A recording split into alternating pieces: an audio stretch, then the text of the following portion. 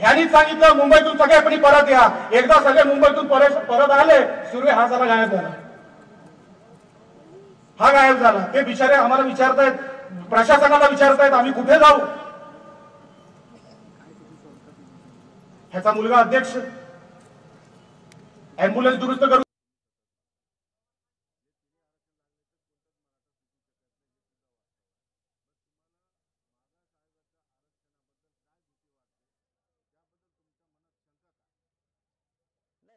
अहवालाबद्दल मला शंका नाही, थोडी सुद्धा शंका नाही.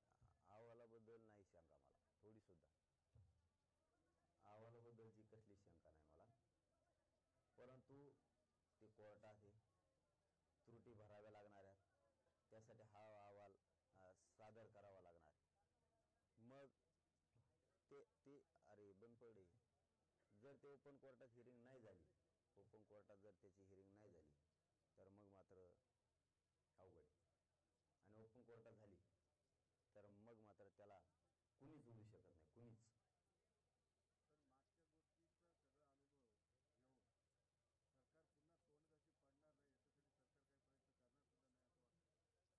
ओपन कोर्टाचा विषय आहे ना.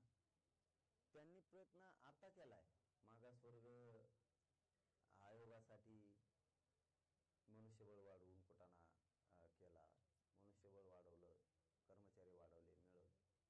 पण त्याच्यात जर काय असतं, क्युरिटी पिटिशन आणि रिव्ह्यू याच्यातला अंतर खूप मोठा आहे.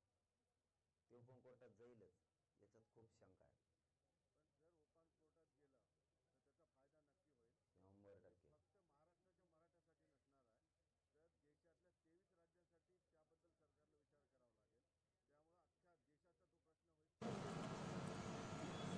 जयदेव ठाकरे यांचे सख्खे बंधू आज कुठे आहेत? शिंदे साहेबांकडे. स्मिता वहिनी कुठे आहे? शिंदे साहेबांकडे. थापा कुठे आहे? शिंदे साहेबांकडे. हे सगळे तू कुटुंब प्रमुख ना? हा म्हणतो मी महाराष्ट्राचा कुटुंब प्रमुख. घंटा घ्या माझा. हा कसला कुटुंब प्रमुख? तुझं स्वतःचं कुटुंब दुसरीकडे आहे. हा कसला झाला कुटुंब प्रमुख? जयदेव ठाकरे काय मागत होते यांच्याकडे? जयदेव ठाकरे कोर्टात गेले.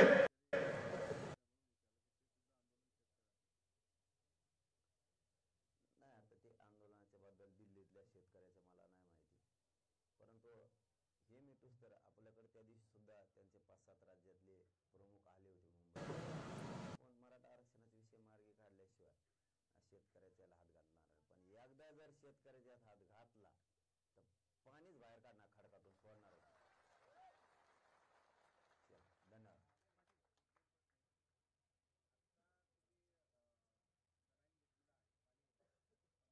कोर्टामध्ये जजच्या समोर, जज साहेबांसमोर जे जयदेव ठाकरे बोलायला सुरुवात झाले ना, उद्धव ठाकरे हसत होता. तू एवढा सुसंस्कृत ना, मग सांगायला पाहिजे होता भास्कर जाधव भाषा आम्हाला ही भाषा चालत नाही महाराष्ट्रामध्ये. सुसंस्कृत महाराष्ट्र.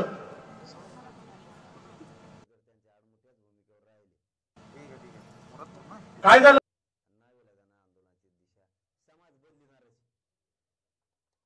100% बदलणार आहे. आणि त्यांना त्याचा पश्चाताप येणार आहे, नाविलाज आहे. मी तरी सांगू किती दिवस गप बसा सांगतोय. आंदोलन शांत होते, त्याची नाही काळजी, पण खूप फसगत होणार मग, भयानक.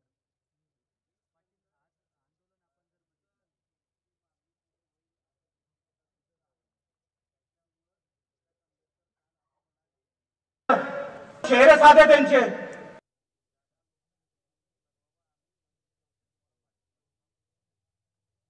तो आंबेडकर साहेब म्हणले ते त्याचं मत आहे चांगल्या भावनेतून. परंतु सध्या आमचं डोकं इथं आहे, आरक्षण. एकदा आरक्षण झालं, कालचा अवतार नाही बघितलं तुम्ही कसा लोकांना काय करते मी, कोणाचा तांगा कुंकड पलटी करून कुंकड नेऊन टाकीते यांचा. कारण हे बघा काय असतं शेवटी, किती दिवस राजकारणासाठी करायचं आणि किती दिवस आपल्या स्वतःच्या लेकरासाठी करायचं, याला सुद्धा प्रत्येकाला मर्यादा आहे. एवढंच काय त्यांच्या जीवावर काय माझ्या मराठ्यांच्या अंगावर पांढरे कपडे नाहीये.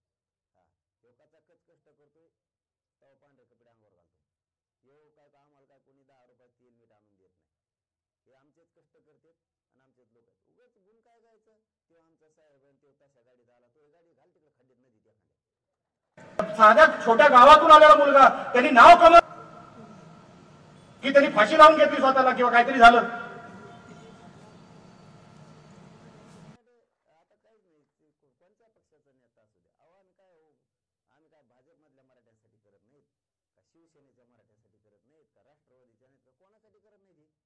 हे सगळ्याच इथं काय जाती, इथं पक्षाचा आणि त्याचा काही संबंध नाही, सगळ्यांसाठी लढते. तर हे पक्षाकडून उडीते, आम्ही उडीतो जातीकडून आणि हे उडीते पक्षाकडून आमचे असून. मग यांचे टांगे पलटे नाही व्हायचं काय होतं.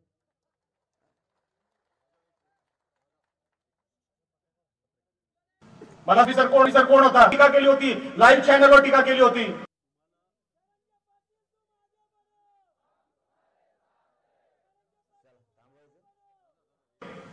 सचिन वाझे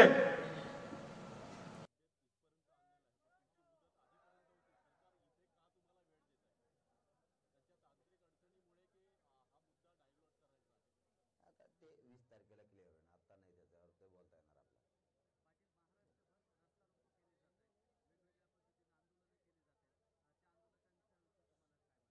नाही आता काय राज्यात रास्ता रोको आहेत किंवा काय आंदोलन आहेत, मला हे रात्री 3 वाजल्यापासून समजायला लागलं. काय उपोषण सुरू असताना माणसानं माणसाला जाणून घेतलं पाहिजे. कधी पण चिडचिड होती आणि काही कळत नसतं, एकदम माणूस ही होऊन गेलेला असतो. त्यामुळे काय होत होतं राज्यात मला काय माहित नव्हतं. फक्त माझा मायबाप इथं येऊन आरडायचा, हे करायचा, मग ते मला कुठंतरी असं वाटलं की चला आपल्याला दोघं आपण एकमेकाला आता सध्या गरजेचे आहे. समाज मला पाहिजे, मी समाजाला पाहिजे, त्याच्याशिवाय आमचं कल्याण होत नाही. म्हणून आपण ते सोडलं. परंतु कुठे रास्ता रोको राज्यात काय असतील मुलगा काय हे बीच्या महिन्यातून वर्षातून 2 वेळा मुंबईमध्ये रथचे कुणीतरी आंदोलन करून जाते, आपण करतो दिवसभर, आणि रथचे कोणतरी आंदोलन करून जाते आणि ते येतं आपल्यावर. त्याच्यामुळं आपण थोडं फक्त हुशारीने करा, एवढंच. चल धन्यवाद.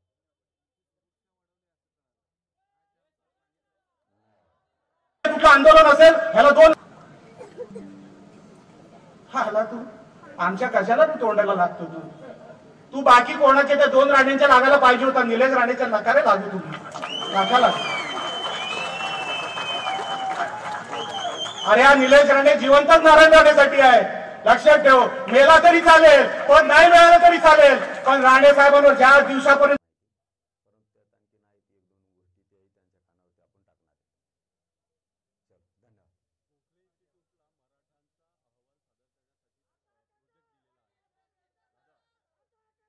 चल धन्यवाद. तुम्ही नाही घाबरत मी, म्हणून तुला सांगतो लक्षात ठेव भास्कर, मेरा वक्त बदला है, हैसियत नहीं.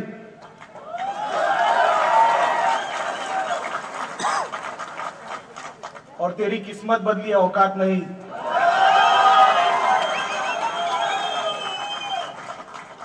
तुला नाही तुझ्या औकातीपर्यंत आणला याच जन्मामध्ये तर नावाचा राणे नाही, लक्षात ठेव. तू नाही ओळखला अजून मला. अरे 2019 ची निवडणूक होती, आम्ही स्वाभिमान पक्षात होतो, अपक्ष म्हणून लढणार होतो.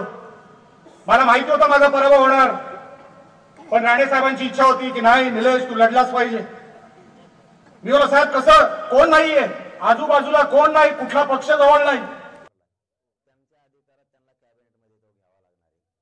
अहवाल कसा आहे त्याच्यानंतर ओपन होणार आहे, अगोदर कसा अहवाल ओपन होईल. चल धन्यवाद.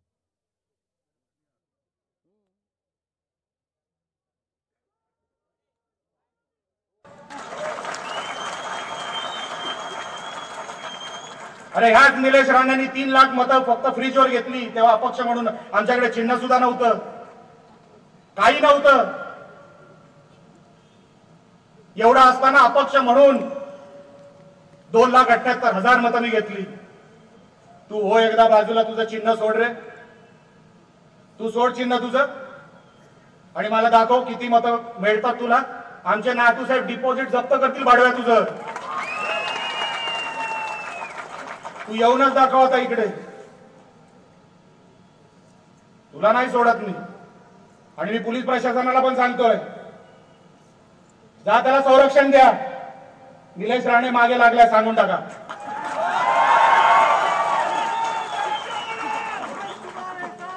जेवढं संरक्षण द्यायचं तेवढं संरक्षण द्या त्याला, त्याच्या मुलांना द्या. आता